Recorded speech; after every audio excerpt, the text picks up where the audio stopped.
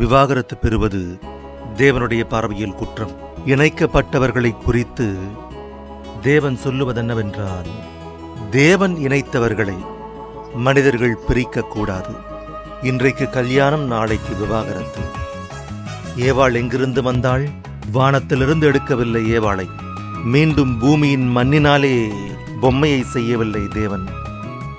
ஆதாமின் விலா எலும்பை எடுத்தார், ஏவாளாக செய்தார், ஆதாமினிடத்திற்கு கொண்டு வந்தார். அவர்கள் இருவரும் இருவராயிராமல் ஒரே சரீரமாயிருப்பார்கள் என்றார் பைபிளிலே.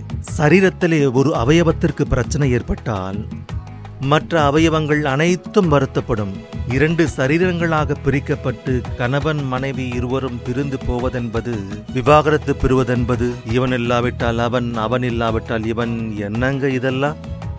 கெட்டுப்போனதா உலகம்?